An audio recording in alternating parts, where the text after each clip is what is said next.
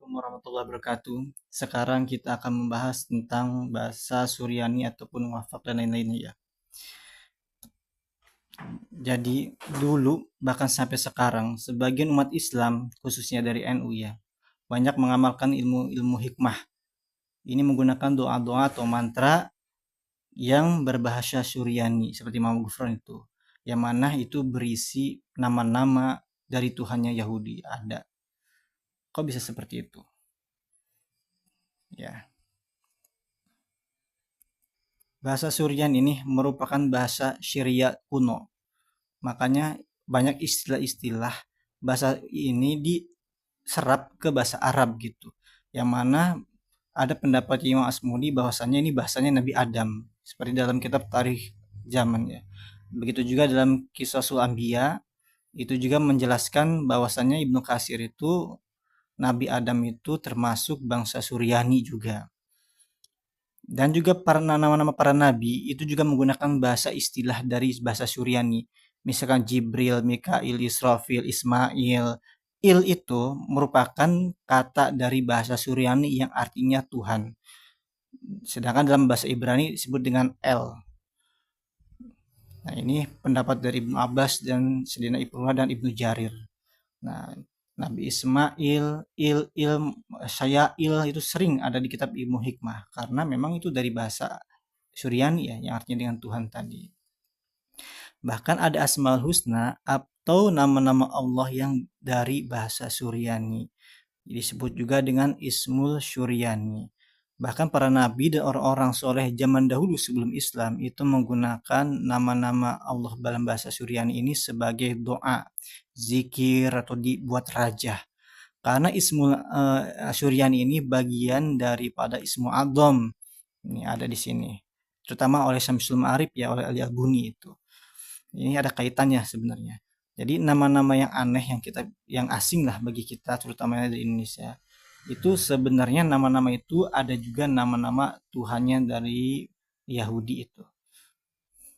Nah, ini kita akan bahas ini.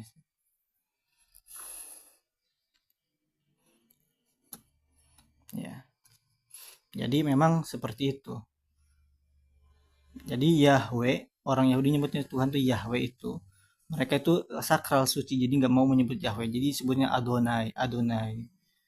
Kalau kita ngeliat Superman, namanya kan Kal-El, El Tuhan, Dewa. Ya, kita lanjut. Nah, ini dalam Islam ada namanya Ismul A'zam. Ismul A'zam itu nama-nama Allah yang agung. Dan diyakinin kalau kita menguasai Ismul A'zam, maka doa kita akan terkabul dan mujarab. Nama-nama ini juga digunakan untuk keperluan ilmu-ilmu yang kanuragan atau sakti lah. Sebagian al-hikmah itu. Di antara Ismul A'zam dari bahasa Suryani ini yang umum dalam para al-hikmah yaitu doa Jaljalut. Ini ada di dalam kitab Syamsul Ma'arif itu. Dalam kitab Mamba Usul Hikmah. Saya Al-Buni. Bi'ajin ahujin ya ilahi mahujin biismil azimin fa'asol zalzalat. Ini doa Zaljalut yang dianggap sebagai ismu azam dalam bahasa Syuriani. Banyak khasiat dan lainnya gitu tuh. Ini bahasa Suryani ya, bukan bahasa Arab. Artinya apa ya? Itu nggak tahu. Karena itu bukan bahasa kuno ya gitu tuh. Nah, nama Allah yang lainnya juga dalam bahasa Suryani yang ada dalam kitab Mambaul Hikmah itu yaitu Hausyamat. Hausyamat ini salah satu nama Allah dalam bahasa Suryani yang artinya Zal Jalali wal Ikram gitu. Itu. Di kitab Mambaul Hikmah itu ada daftar-daftarnya. Saya kebetulan nggak punya ya, tapi di sini ada yang punya. Ada ustadz di sini yang punya. Saya pernah lihat dan saya pernah baca sekilas itu. Memang betul. Saya cross check lagi di halaman sekian ya betul ada itu. Adapun saya sudah dapat ijazah sih. Ada Asma Birhatiin. Saya lupa naruh di mana saya punya juga. Ada taslisin itu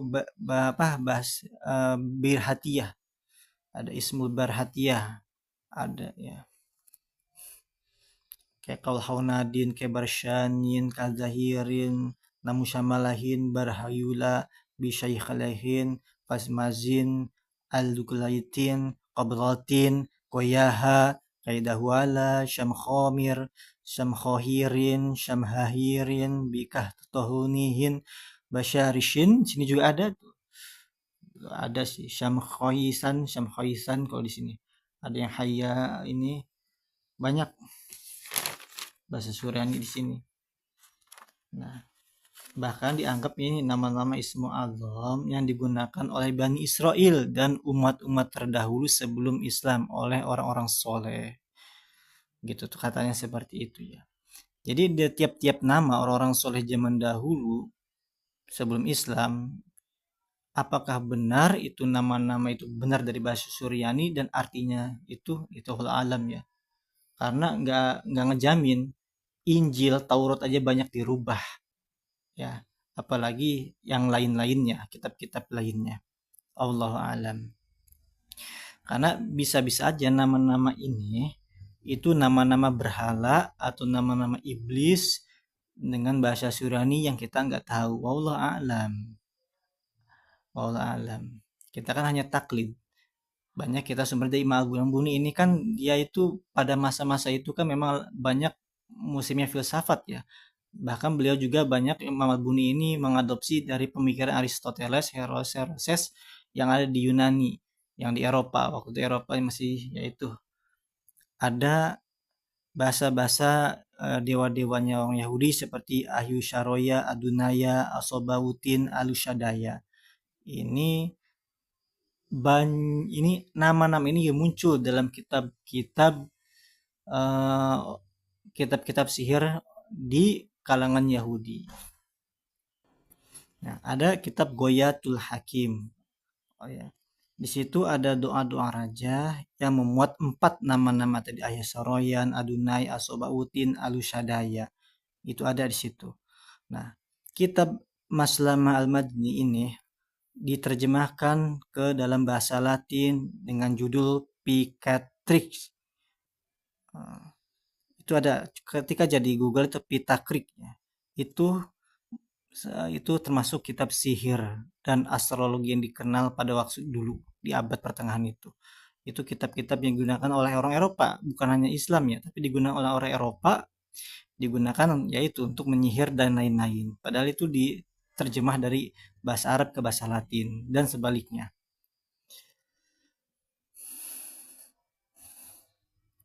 Dalam kitab Syamsul Ma'arif juga ada dijelasin 4 nama tadi merupakan nama-nama Allah dalam bahasa Ibraniyah. Kalau menurut Imam Al-Buni dalam kitab Syamsul Ma'arif, dengan dianggap bahwasanya nama-nama itu diantaranya itu nama-nama Ismu A'zam yang pernah digunakan oleh orang-orang soleh sebelum syariat Islam. Jadi nama-nama Allah Ismu A'zam sebelum syariat Islam dipakai dan cantumkan dalam kitabnya itu Syamsul Ma'arif. Nah, makanya nama-nama yang tadi itu sering muncul dalam bentuk doa, wafak, raja sebagai tawasul ya, atau dengan nama-nama tertadi. Padahal kita udah punya Asmaul Husna.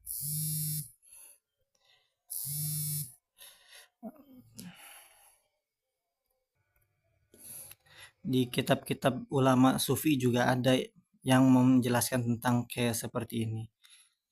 Ya termasuk yang simbol-simbol yang biasa di pasawuran itu ya. Ya, yang manakib itu di pasawuran. Pasuruan gitu. Ya. Biasa gede-gede di gerbang itu kan. Nah, itu sama. Nah, makanya ada para ahli sufi juga yang menggunakan doa-doa yang pakai nama tadi. Misalkan bihaqi ahyan syarohiya Allahu samad bihaqi adunai la ilaha illallah wa bihaqi asobautin Allahul qahir fauqa arsh. Jadi 4 nama tadi itu disebut juga di situ, dijadikan wasilah untuk berdoa, memohon kepada 4 nama tadi juga.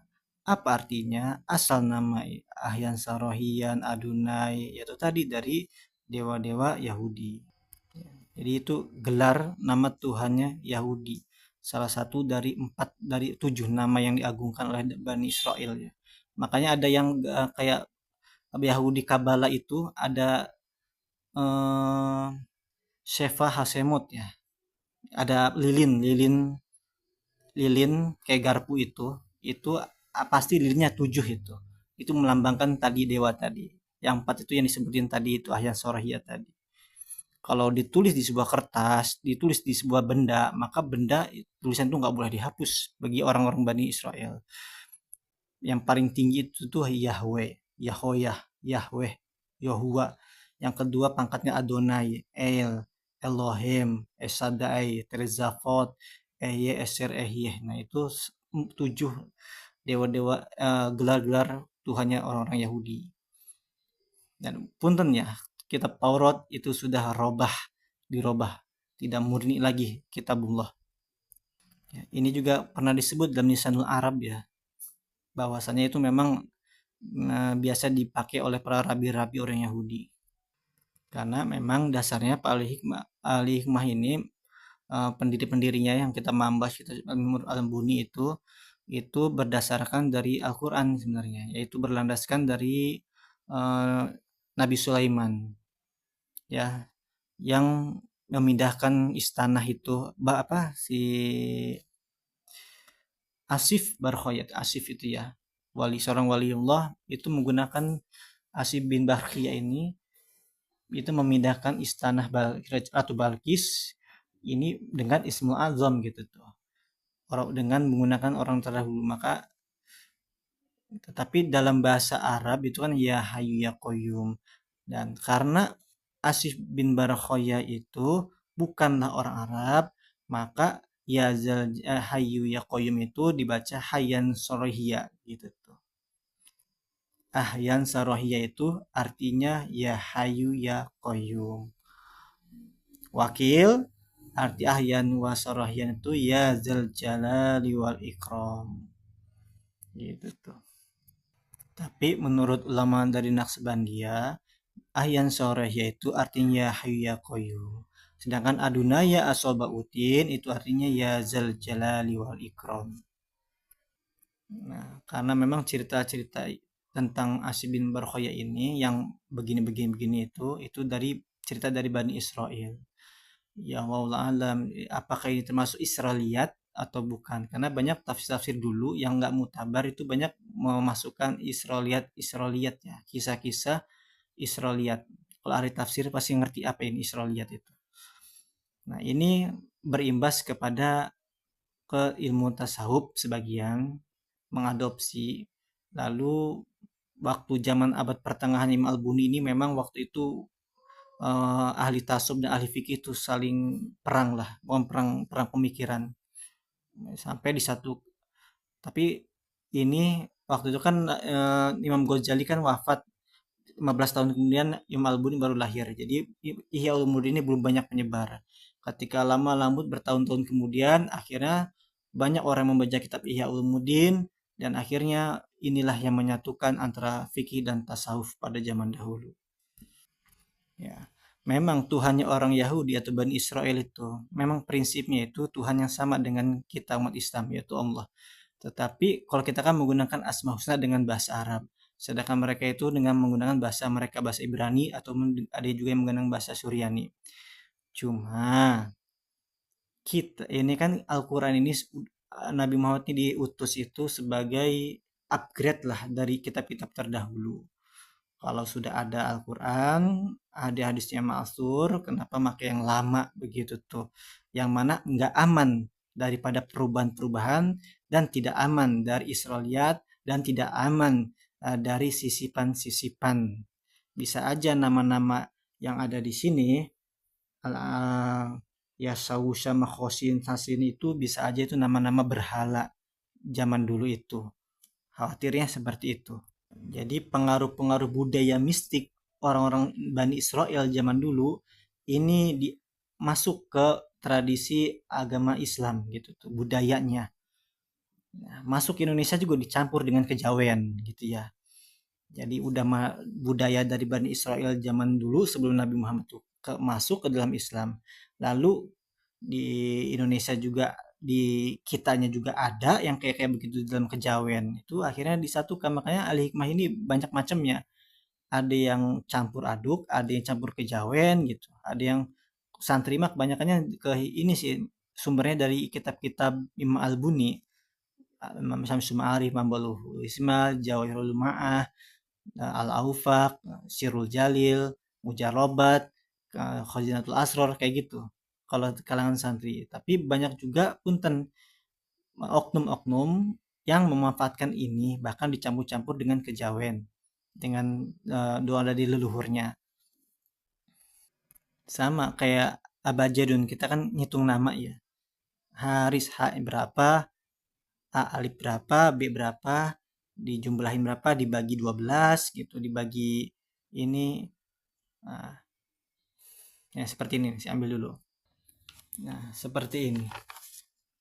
Ya, urip, mati, menghitung nama dari abajadun. Alif itu 1, B itu 6, E 2, Jim itu 3, gitu kan. Sin itu 60. Ini ilmu huruf ini ya. Dalam orang Yahudi nyebutnya grimeteria sih. Nah, Imam Al-Buni lahir di Maghrib ya, dekat dekat Spanyol, Andalusia. Nah, ini pasti ada ketemu budaya antara budaya Yahudi dengan budaya Islam di Eropa Spanyol itu ya. Boleh nggak berdoa dengan nama-nama Allah tapi dengan bahasa lain, dengan bahasa Ibrani atau dengan tradisi Bani Israel? Nah, itu ini perlu dikaji oleh para ulama. Boleh nggak gitu tuh? Ya, mudah-mudahan dengan ada fenomena Mama Gufron ini para ulama yang pintar-pintar, yang berkapasitas membahas hal ini. Ya, boleh nggak kita menggunakan Asmaul Husnanya orang Yahudi, atau menggunakan nama dewa-dewanya orang dari Ahlul Kitab? Nanti dibahas lagi, boleh nggak kalau dari agama Ardi, dari Buddha, Hindu, misalkan Sang Yang Wedi, boleh nggak kayak begitu? Maksudnya kan Sang Yang Wedi kan yang ini, yang esa segala macam, yang maha agung segala macam, cuman dengan bahasa mereka masing-masing. Boleh nggak orang Islam menggunakan bahasa agama lain, misalkan yang maha pengasih tapi dengan bahasa orang Kristen gitu misalkan, atau bahasanya Ibrani? Ini perlu ada fatwa ataupun perlu ada kajian lah gitu tuh. Padahal Al-Quran kan walillahil asmaul husna fad'uhu biha, ya kan, wazarul ladzina yulhiduna fi asma'ih sayujzauna ma kanu ya'malun, kan itu ya, uh,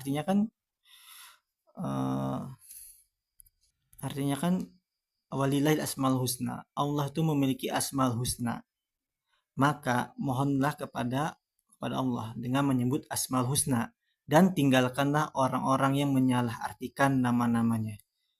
Ya. Yulhiduna fi asma'ih. Kenapa? Saya juzauna, mereka itu kelak akan mendapat balasan terhadap apa yang mereka kerjakan. Maksudnya ini nih, perlu yaitu rujukan lah gitu tuh, tahu sendiri gimana. Kita udah punya asmaul husna, kenapa nggak pakai asmaul husna gitu ya, Rahman ya Rahim ya Zil Ikram. Jadi ya kalau menyalahartikannya ya itu termasuknya, wallah alam. Ya, tuh seperti ini.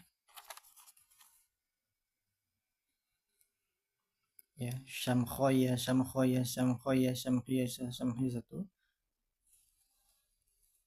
Itu asbautin, sudal alu sudaya. Alu sudaya asbautin, alu sudaya. Ini di kitab Al-Aufaq ini. Yang sebenarnya nggak tahu wallah alam siapa penulisnya nih. Lihat simbol-simbolnya, banyak korelasi kan, banyak kaitan dan hubungan. Silah jangan yang aneh-aneh, yang masyhur aja, yang ma'sur, yang mutawatir, yang diamalkan. Al-Quran cukup ya, ngapalin Quran misalkan yang doa-doa itu kan, banyak yang kita nggak hafal doa-doa yang ma'sur aja. Jadi apalagi teman-teman kayak begini usia yang ini aja, baca waqiah misalkan, istiqomah semuanya banyak ini ataupun yang aneh-aneh, apalagi kita nggak ngerti, nggak paham, jadi ilmu fikihnya belum jejeg, udah belajar hikmah.